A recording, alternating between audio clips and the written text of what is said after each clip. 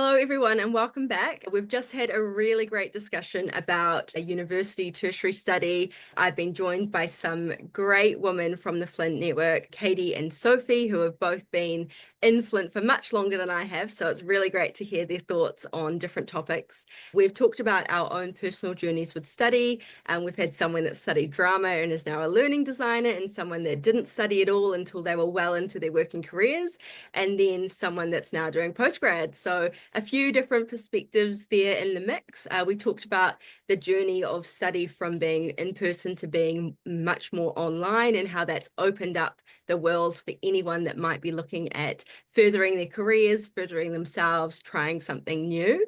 We also mentioned a couple of really cool FLINT events that we've got coming up: the Auckland Meet a CXO night and the Queenstown Technology Show and Tell.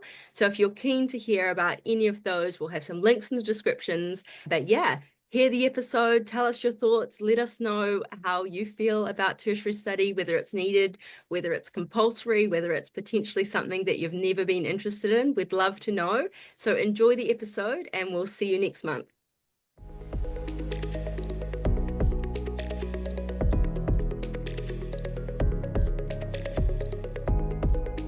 Hi, everybody, and welcome back to another episode of FLINT Talks. This is episode 13, I believe, which is very exciting for us. We're getting closer and closer to that 20 milestone. Today, I'm joined by two wonderful women that have both been quite instrumental in FLINT around the country, and two new voices on the podcast, which is also a very exciting thing for this episode. So I'll like to throw it to both of them to introduce themselves, since I won't do them justice. So Kaity, do we want to start with you? Yeah, sure. So I'm Kaity Mitchell. I've been with the FLINT team for about 6 years, almost 7 years. Just recently left the team and the TUANZ board, but still obviously involved with the team. I work in HR and have done for about 10 years in telecommunications. That's where my tech focus has come from. And I recently, just this year, finished my Bachelor of Science majoring in psychology. So I did that part-time while I was working full-time. It's really awesome, Kaity. And Sophie? So I've also been involved with FLINT here in Christchurch for over 6 years. So I joined the executive committee not long after FLINT started here. I think I missed one meeting.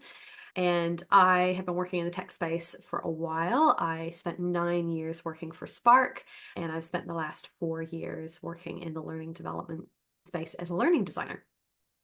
Awesome. So yeah, we've got some study happening, some learning design happening. And for those of you who have listened to the episodes before, you'll probably know me, but for anyone that's new, I'm Caitlin, and I'm part of the Auckland FLINT team, been doing the FLINT Talks podcast pretty much since it started about a year and a half ago now, and have been with the FLINT team for a couple of years before that as well.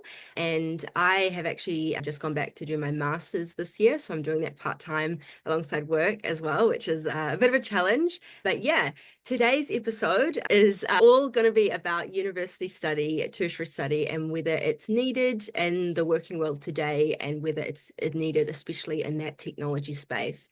So we've already mentioned a little bit about our history with study, and I think maybe we want to talk a little bit more about that before we get started, so that people can hear the different directions that we've come from. So I just thought I would give a quick intro into my history of study. So I did a Bachelor of Management Studies back in 2014. So I did business management with HR as a major. So that seems to be a little bit of a theme here. And then I went into the working world and ended up working in tech. I started there about 4 years ago. And as part of that, I realized that I really wanted to upskill a little bit more. I wanted to learn more things. So I started initially doing courses from tech providers, especially systems that I was using. HubSpot is a great one that has a lot of really cool learning in their HubSpot University there, and LinkedIn Learning is obviously great for that too. But then I got that learning itch again and realized that I did really want to go back to university, and so that's why I've started my master's. And so I'm doing that in HR, but I'm focusing on kind of the motivation and learning styles, and I'm hoping to do my dissertation on online learning actually, and how it can help people from different backgrounds get a better outcome with work. So we're going to have some really great things to talk about. So yeah, Kaity, do you want to maybe go a little bit more in depth into your study, your decisions behind it, that kind of thing? Yeah, so I got into HR before I started studying, so it took me 6 years to do my degree part-time. I had heard a lot from my managers when I first went into HR, basically saying, if you want your next job after this, we were lucky to land this job. If you want another job in HR, if you want to move up in that space, you're going to need a degree. And all through hiring and that sort of thing, I always questioned that, because whenever we hired new people into the team, a lot of them didn't have degrees. And if you count the fact of HR, yeah, you can actually pick a lot of it up through experience. And so I always questioned that, but I listened and I went to go get a degree, because I was like, actually, this could be something really cool for myself and actually to do for me. So that was good, that was my motivation. But also because I waited till I was adult learning and doing it online through distance, I was able to throw in a lot of stuff that helped me through my career as well. So I did a bit of finance in there as well. So that kind of helps me in the commercial side of HR. So I feel like because I did it while I was an adult rather than at 18, I was able to get a lot more out of it, especially for how much you pay. So I definitely got a lot more use out of it. But yeah, glad to have it now. Questioning whether I do my master's, but going to give myself a break. Yeah, no, absolutely. I knew some people that did their bachelor's and then their master's straight away out of high school, and it always confused me because you don't get any time to live. Exactly. Yes. Yeah, that's where I'm at the moment. Absolutely, absolutely. And Sophie, I'd love to hear a little bit more about your study background. So my study background is probably a little bit unique compared to you guys. So I did go to university right after high school. So I was 18 when I started my degree and I was almost 21 when I finished. But I did a very different kind of degree. I went to drama school. I went to the National Academy of Singing and Dramatic Art, and I did a Bachelor of Performing Arts majoring in musical theatre. So Exciting. for me, yeah, and it was awesome. And I think it's tough to make choices when you are 16, 17, 18. But for me, that was my passion. That was what I really was the most interested in. I think I thought for about a full minute about doing a different kind of degree and then was like, eh. So yeah, I came out of that degree. Well, I entered that degree with an expectation that I would do postgraduate study straight after, that I would complete my bachelor's and then I would go right on to a postgraduate diploma so that I would do one more year of study and then end up with another qualification in some other field. And by the time I got into my third year of study, I was like, nope, I'm done. And yeah, so for me, I'm really pleased. That was the degree pathway I chose. I had a really incredible time, learned a lot about myself, did a lot of growing up. I have no regrets there at all. And I feel incredibly fortunate that with the career experience I've had, I have managed to work my way through different roles and I've had quite a varied career pathway. And I think a lot of people are a little bit surprised when they find out what type of work I've been doing for the last few years and the fact that I don't have a degree that's specifically in that.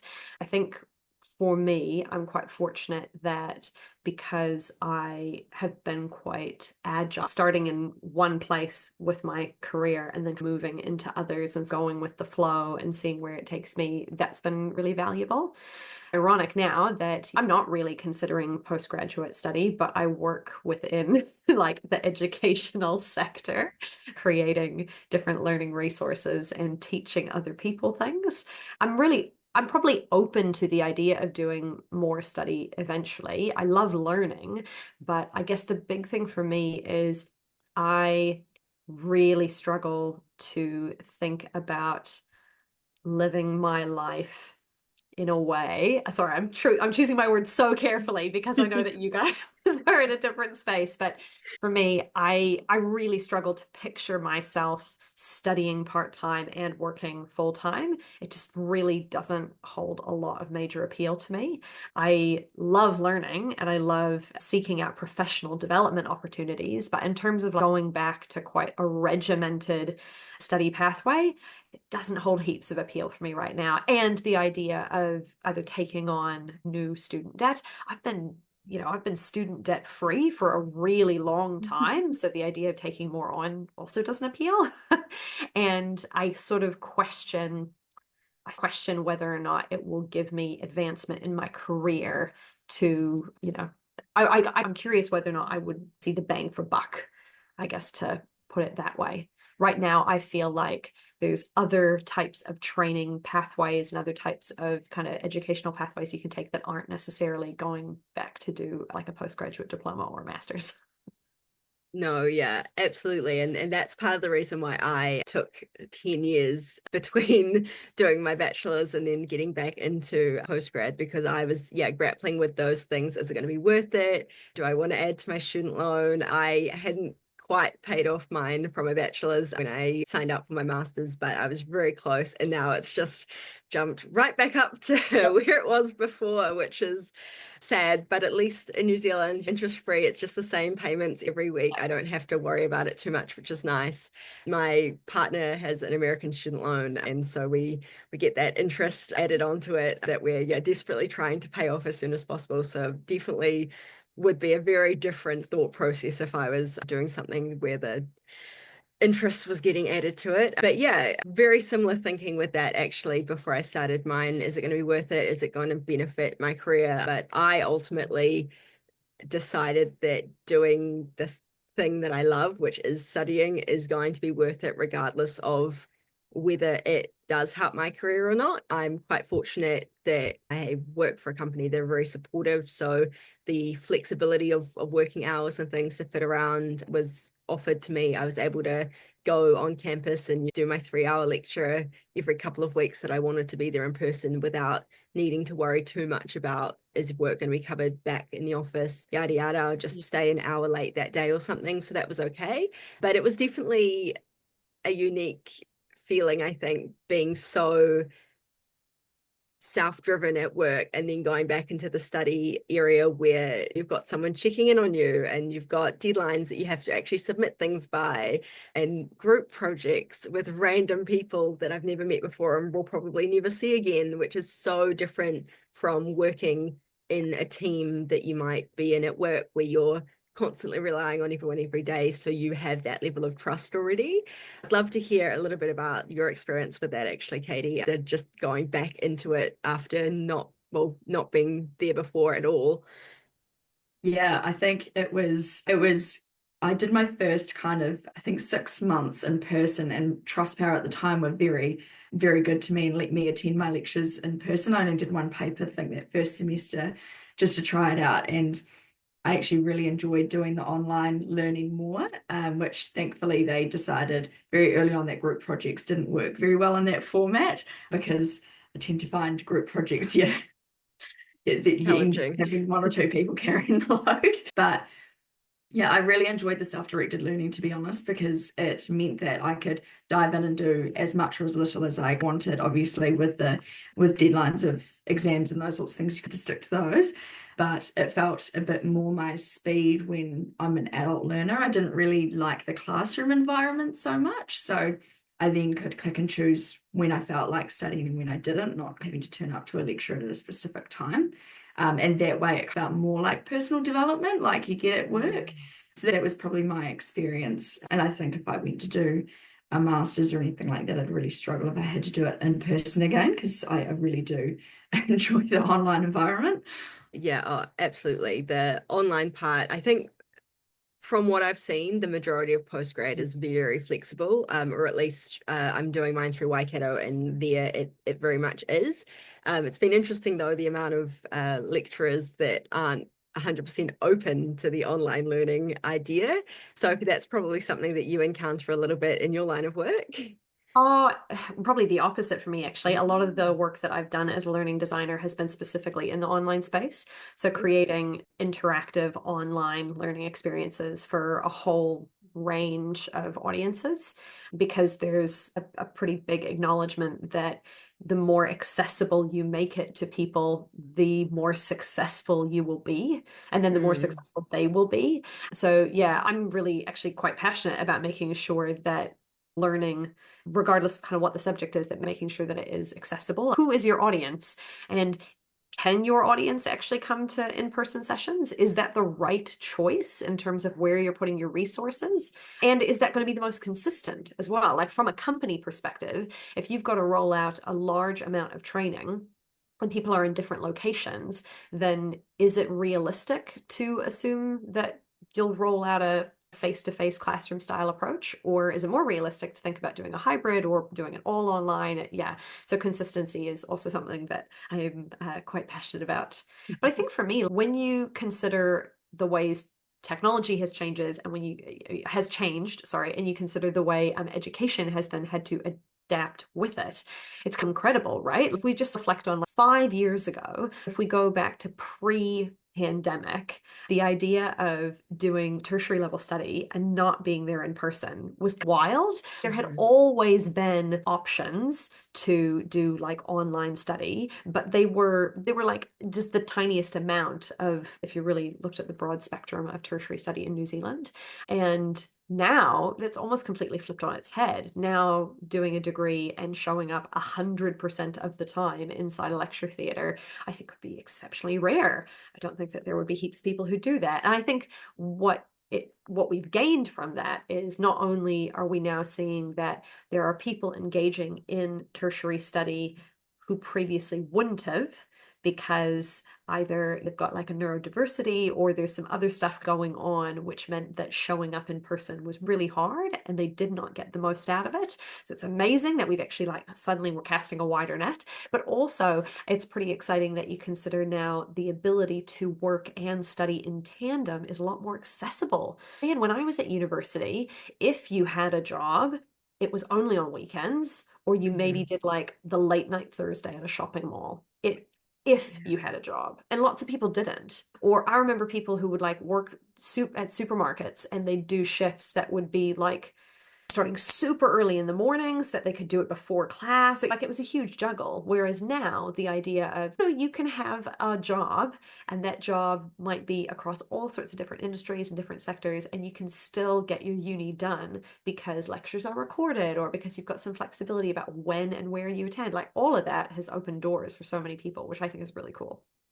No, absolutely. In my paper I've just finished, we actually had quite a few people that worked at the university doing their postgrad. It was a career management and development paper. So some of the guidance counselors and things were doing their postgrad and were also in the class with me, which I thought was really cool to see. And yeah, it just come full circle, working at the uni and coming to the uni and then going back to work in the office at the uni straight after. So yeah, that exact same thing. And yeah, it sounds like, Kaity, you had some really nice flexibility as well. Did you start pre-pandemic then and study all the way through? So you would have had a bit of a in-person focus and then an online focus, right? Yes, yeah. So I've done both, but the online environment got much better after COVID because I think they started to realize how much more it was going to get used and it became a lot more normal. But I think some of the other things that, in terms of access to tertiary study while you're working, that people don't really potentially do a good job at when they're telling their workplaces is the benefit that workplaces actually get out of it. And talking to your leader about what you're learning and trying to incorporate, I guess, or trying to find some activities that align with what you're learning on so that you can actually get some practice implementing some things. Like one of my last papers that I did, I had to write a kind of essay or report on flexible working and the benefits that flexible working can bring to an organization. And so then I was able to bring it into the workplace and say, hey, I actually have just done all of this research and I think our flexible working guidelines could have a massive overhaul, and was able to run that whole program, run some organizational training for our leaders. So I think it's just a great opportunity to be able to kind of trial your learnings and those sorts of things to make it a bit more real, which I really enjoyed. I think it's interesting as well, Kaity. You talked about how how you started your study pre-pandemic and then you had to watch everything kind of change and adapt.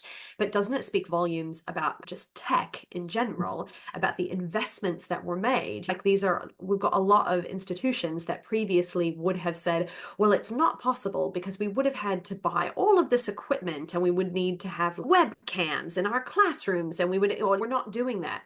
Well, then once they were, forced to do that, look at the way it's opened things up, and not just for their learners, I'm sure for their staff as well, in terms of just being a little bit more adaptable, a little bit more agile.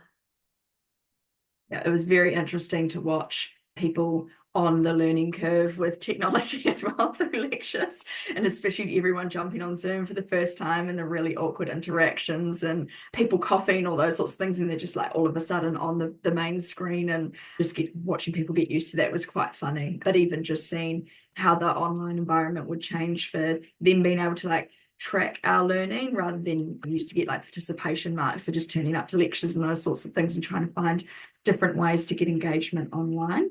Seems to still figuring it out when I was leaving. Also quite cool is when I think a lot about flexible working arrangements and flexible study arrangements, there's all kinds of other knock-on effects as well. So it's this whole thing of when people are spending less time commuting to and from work or to and from university, there are all these additional little domino effects that happen. So first and foremost, they no longer have to spend their time doing that commute. Okay, so time is very precious. That's valuable. That's awesome. So cool, removed a little bit of hassle. Number two, it actually eliminates commuter cost because they no longer have to pay for whatever their transportation option is. You think about things like bus fare, or you think about things like petrol in your car, you think about things like general car maintenance, wear and tear and wheel alignment over time and that kind of stuff. You also then think about the environmental effect of fewer people on the road. You know, not to mention when you start talking about things like, oh cool, so I'm no longer paying for parking and all that kind of stuff. So there's also things like, well, I don't have to get dressed up. I don't have to put on makeup. So actually all of these things are very tiny little building blocks that actually equate to some really serious money when you think about it from that perspective. And I think that's really fascinating. This idea that now people are saying, I want to have a flexible working arrangement, not necessarily because I've got children. It might be because I just want to save some money. I just don't want to spend my time in the car every single day. I just want to get a little snippet of like an hour here, an hour there back from my life. And I don't want to have to pay the way I used to. I think that is quite revolutionary when you consider what going to work or going to uni looked like even 10 years ago, which really wasn't that long ago. No, yeah, absolutely. I'm just thinking about the fact that being from Auckland and studying in Hamilton, my drive to go to uni is nearly 2 hours.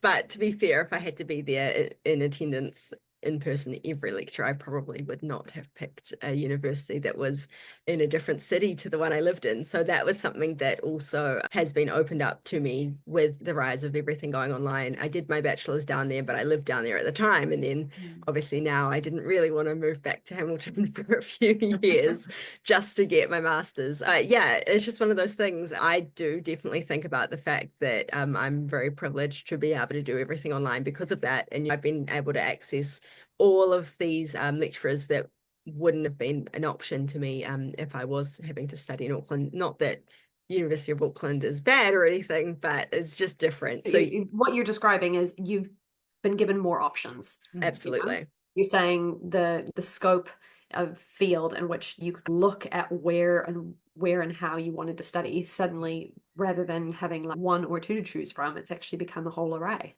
Mm-hmm.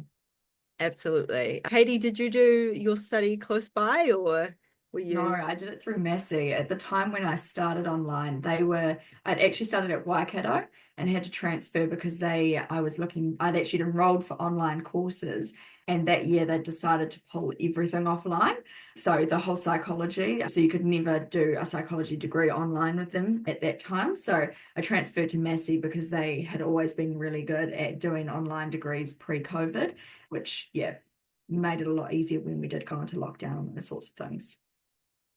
Absolutely. Well, yeah, look at us using all of the options that we've got given to us.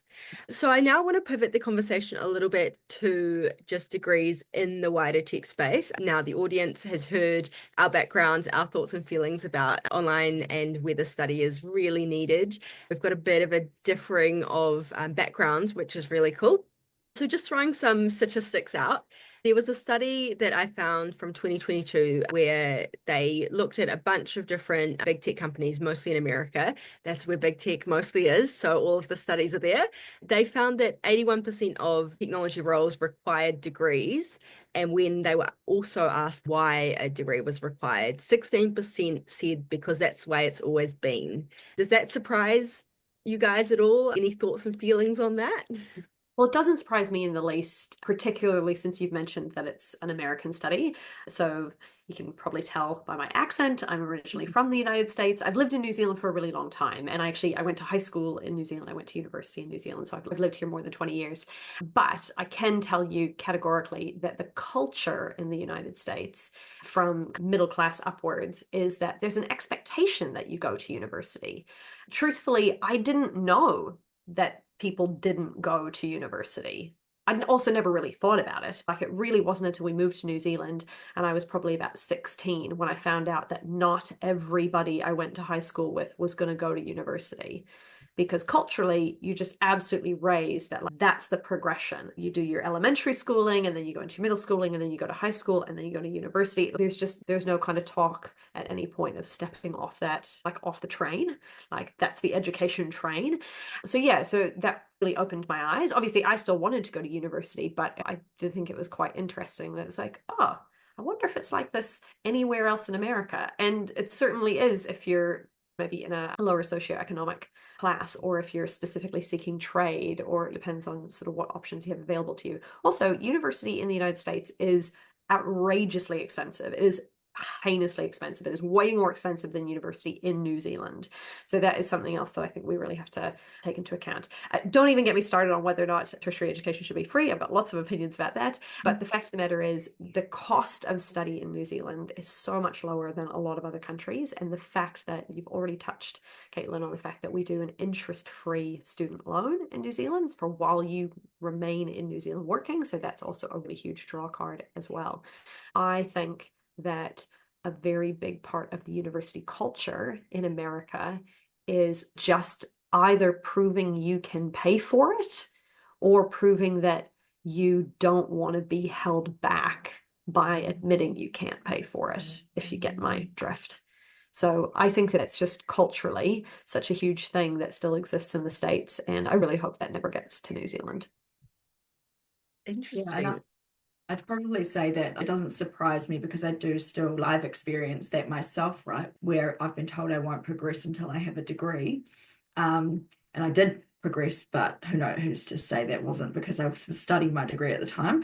But because I work in recruitment as well as a part of HR, I do challenge our managers' thoughts around whether they need a degree. And even one of the most recent examples I've had is around developers, and having someone who was top candidate fit-wise but had a diploma, and secondary candidate but had a degree, and the manager was starting to lean towards the candidate with the degree. And I had to sit down with them and actually say, do you realize with a diploma they actually get more work experience? And so this person is actually coming in with 6 months of practical work experience.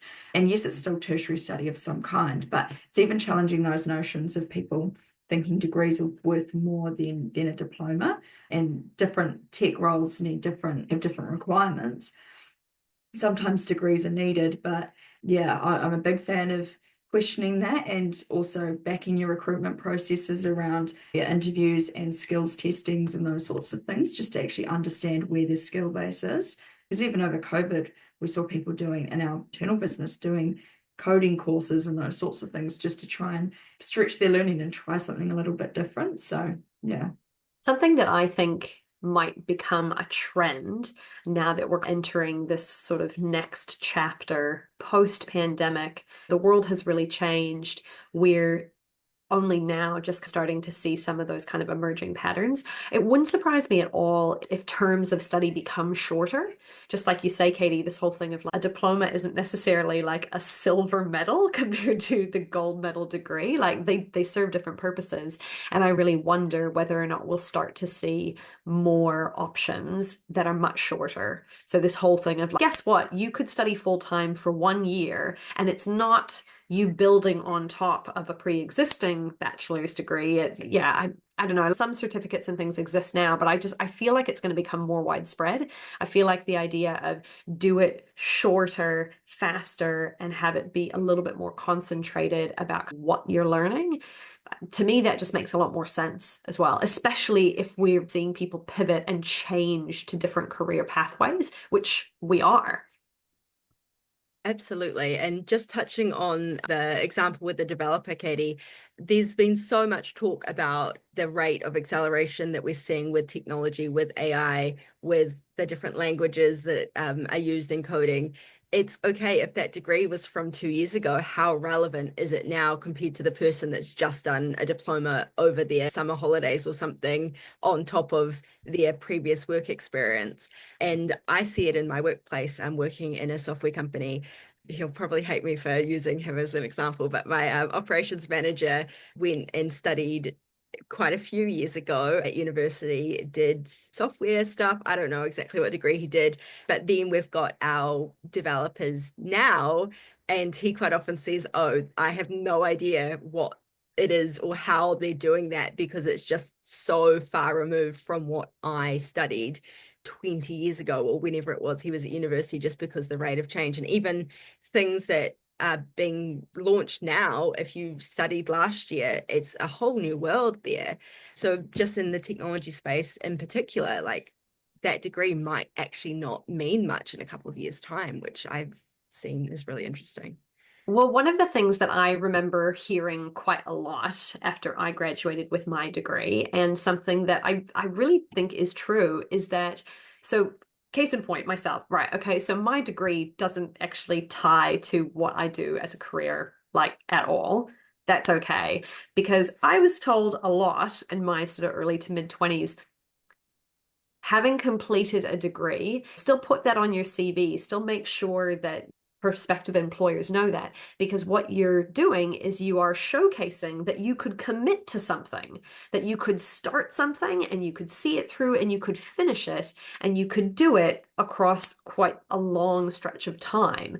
That is incredibly valuable. That is something that holds a lot of weight. And in some cases, that'll hold much more weight than whatever the subject was that you actually studied across those 3 years. And I think that's still true. I think that there's definitely still value in showcasing, hey, I've committed to a thing and I did the thing. If anything, I would say that, like, Kaity, I just have to applaud you. The fact that we're juggling working and studying at the same time. It took you much longer because your attention and your focus is split. But holy heck, my hat goes off to you. I think that's such an incredible way to complete your study. And I think you're absolutely right. I think you did get way more out of it than you would have if you did it when you were 18 and just did a 3-year degree. Or potentially you got even more out of it than if you had just stopped working and studied full time. The idea that you could do it in tandem because you could really see, oh, here is how I'm going to apply that in my career. I'm going to use real examples to bring this material to life. I think that's awesome. Yeah, no, it's definitely been great. And I think even just made doing assignments a lot easier because I had a lot more real world examples to be able to actually use for it as well. I remember being in an HR paper thinking that I was going to learn some new stuff, and here I was accidentally in a lecture with a lecturer one-on-one, and she was asking me questions for kind of practical versus real life applications. So it was quite funny. No, I love that. That's so great. Moving on to the wrap up of our episode, I just conscious that we could probably be talking about this for hours and hours, and we try and keep these a little shorter. The final question that I really want to ask, that I really want to hear your thoughts and opinions on, is if you had to do it all again from leaving high school to now, would you have chosen the same pathway? Kaity going into work first, study after, Sophie studying and then pivoting completely into a different working environment. Would you do it all again, or would you potentially make different choices based on what you know now? Kaity, maybe we'll start with you. Yeah, I think I still would have followed the same pathway. I'm really happy with kind of the degree I came out with. I think Not sure if I would do anything differently, probably because I was really conscious of what my motivations were at the start. I didn't want to go and accept all of that debt if I wasn't confident that I was doing it for myself and not just doing it for career kind of progression. I just wanted to really make sure that I was doing it for the right reasons. So that's my only advice to people, is that make sure you know what your motivations are and that those are clear so that you don't come out regretting that amount of debt. Absolutely. And Sophie, your thoughts? Well, I'm pretty happy with where I am. So it would be hard to say that I wish I'd done things differently. I think the other thing that's really worth acknowledging is my current career. I don't know that it really existed 20 years ago, which is when I was at university. Despite my youthful exuberance, I'm a little bit older than a lot of our other Flint members. And so I don't know if studying this was an option. And I also don't know whether or not I would have been interested in it the way I am. Like for me, my career pathway was, while I was at uni, I had a part-time job and I worked in retail. And then when I completed my degree, I kept working in retail. I got straight into leadership roles. So I was like an assistant store manager and then became a store manager. And then you manage a bigger store, and then you manage a bigger store, and then you manage a bigger store, and that kind of thing. And so through all of my kind of leadership career, a huge focus for me was on like, how do we make sure that our recruitment is really robust and that our inductions are really excellent? Because if you induct people really well, they stay. And then that means that not only is that better for you as a team, because you have more stability, obviously it's better for the company and it's better for individuals. So yeah, so it's a real win-win. So as part of that, I was creating different resources and materials that I could use to train my new people to make sure that everybody was getting a similar experience. Because I wanted that training experience to be reasonably consistent, dependent. And I didn't want it to be dependent on what time of year you were hired. Because if you hire somebody in November, which is like the lead into the busiest time of the whole retail calendar, as opposed to hiring somebody in, I just wanted to make sure that people were still learning the same things at a similar rate. And then as I'm creating these different resources, I'm sharing them with other store managers and leaders I know. And then it's we're having our regional conference, and I'm like saying, hey, does anybody else want these? And then it finally blossomed into, I actually really want to be doing this for the whole company. I want to be in a position where the resources that I'm creating are like the best possible to make sure that everybody's getting a great start and everybody's getting a great foundation of learning and everybody feels valued. So that was my career progression. I don't know if like when I was 18, if somebody said, do you want to go become a learning designer? Don't think that was a job. Don't think I'd know what it was. And I don't know if I'd be interested in it. Yeah. One thing that I also think about a lot is when I was at university, because my university was quite small, we shared a campus with a bunch of other really kind of small schools as well. So I knew a lot of people and saw a lot of people on campus who were not studying performing arts. They were studying business. They were studying like sports, like medicine, like to become either professional athletes or physios, that kind of stuff. And English as a second language teaching and other kind of teaching and learning. And so I saw a lot of people start degrees and not finish them because they realized that's not really what they wanted to do. Their heart wasn't in it. It's a lot of money to pay if you don't really care about what you're doing. And then to get to the end of that degree and decide, man, I definitely don't want to work in that field. So yeah, I don't know. I think for me, I really have to reiterate that if your heart's not in it, then find something else, because it can be really hard to stay motivated, whether you're talking about like a learning environment, I'm paying money to learn a thing and I don't really care about it, or a working environment. Oh, I'm being paid money to do a thing and I don't really care about it. That's slightly easier, but yeah, I think you have to reevaluate what your expectations are of yourself and think about, where does your interest lie? No, absolutely. I'm just thinking about when I was in my first year of my bachelor's, one of our compulsory courses started with 120 people. And the next year, the compulsory courses for the second year had maybe 40 people in it. So yeah, just thinking about that big drop off, I think everyone did the first year and then was, maybe this Maybe not. isn't for me. Yeah. I just thinking about now, I think they're just stopping the first year free, aren't they? That came in after I'd finished my degree, but that probably would have seen a lot of people just jumping into something just to give it a try without really thinking about is this going to be something I want to do for my life, or is this going to be something? I'm Yeah.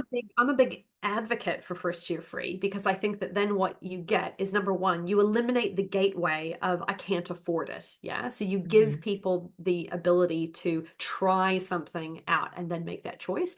I think the other thing is that absolutely there'd be a whole bunch of people who would jump right in and be like, oh, it's not for me. Probably also be people who would jump in and be like, I don't know if this is for me. Holy cow, it really is. I am so awoken to the possibilities now. I think that's worth it. I think that's worth the risk. And I think it's worth the investment. Oh yeah, absolutely. It was just, yeah, interesting to hear so many people fighting against it as well when it was first brought in. And then I don't know if it has been taken away, but I feel like I read something the other day. It's can't apply to postgrad anyway, so it was never going to be helpful for me this time round. But yeah, anyone that did jump in and go to study using that, really great idea. If you could, why not, right? So yeah, I guess now that we've had a talk about that, are there any final words for people that might be considering what they're doing next year, whether study is going to be an option? Well, sorry, I'm just going to jump in here. One of the reasons why I got involved with FLINT, actually, like the main reason why I got involved in FLINT, is because I'm really passionate about making professional development opportunities available, regardless of who you are or where you work. Yeah, I've been very fortunate that I've worked for some really generous, large scale employers, and they have had the budget for professional development. I've also been really fortunate because I've already been in leadership positions. Yeah, and a lot of companies are prepared to make that investment when they already see you as a leader. If you are starting out in your career, or you're working for a smaller scale firm, or maybe you're in a big company, but you are not in a leadership position, it can be so hard to open that door, right? Because people will say to you, oh, well, we're not going to send you to that conference. We're not going to send you on that course. That's for leadership. So we're going to send somebody who's already a leader. So yeah, I mean, for me, I think if you're unsure about like what the next step is or where to find opportunities, obviously make sure you're a member of FLINT. Make sure you really engage with us on all of our platforms. Make sure that you take advantage of our in-person events, our digital events, things like listening to this podcast, watching our YouTube channel, like all of that is beneficial and it's completely free. And tell your friends. Any last words, Katie? My only thing would be similar to Sophie's. If you feel like you're not happy in your role, or you're not getting the personal development that you think you need, take it into your own hands and see what else there is out there. Because we have Study Link, there's so much available that you can come onto your student loan and be able to further your career yourself. You don't have to wait for an organization to do that for you. If you're not getting it in your business, find it yourself. Awesome. Well, yeah, my last words are pretty much the same as the two of these amazing women that have joined me. Try it out if you can. Try it online first, potentially, to see if it's the right thing for you before you commit. But any learning that you can do is going to benefit you, regardless of whether it's to do with your current role or not. Maybe you studied drama and now are a learning designer, or maybe you studied after you started working. It's all going to work in your favor to even just upskill yourself. Maybe it's a course in how to crochet or something. It's going to be good. It's going to work your brain. It's going to get you better at something than you were before. So just give it a go, definitely. Thank you both so much for joining me in this awesome chat. I know a lot of people will be very interested in hearing all the different perspectives that we've thrown out today. As we wrap up, I do just want to mention a couple of really cool FLINT events that we've got coming up. Obviously, with this episode being launched, the first event I'm going to talk about is only going to be in a few days. It is the FLINT Auckland Speed Networking with CXOs event that's been held on Tuesday, the 19th of November at 5 p.m. So just after work in the city for anyone that is in Auckland. It's your chance to have a small group sit down with people in leadership positions in the company. The last couple of years we've run it, it's been probably our most popular event. And when else are you going to be able to sit down with a chief executive officer, a chief people officer, a chief customer officer of a large company in a small group environment? There'll be maybe 4 or 5 of you at a table. You can ask any questions that you want and get some really great insight into their journeys, potentially what you could do to follow in their footsteps. So if you are in Auckland on the 19th of November and are keen to come along, please register. I think free if you're a FLINT member. Joining FLINT is free if you do want to get a free ticket, but spaces are limited. And then if you're at the other end of New Zealand, we do have a FLINT Queenstown event coming up on Thursday, the 21st of November at 6 p.m. This one is actually really interesting to me, and I wish I was going to be in Queenstown for it. It's essentially a show and tell for anyone doing anything cool in the tech space to come and talk about what you're doing. You can sign up and get a full slot with visual aids, or if you just want to rock up on the day and talk about what you're doing, they've got options for that as well. So again, register for that. We'll post all of the links in the description of this as well. And you've probably seen it on LinkedIn or in the newsletter if you're a member of FLINT already. So thank you so much for listening. And I know the next episode is going to be very interesting. Derek's coming back for that one. So we'll see you again next month. And last but not least, if you do really care about, or you've got strong opinions about what's happening with education in Aotearoa, New Zealand, make sure that you are registered to vote and make sure that you exercise that right every time we have an election. That is the most effective way to make your voice heard.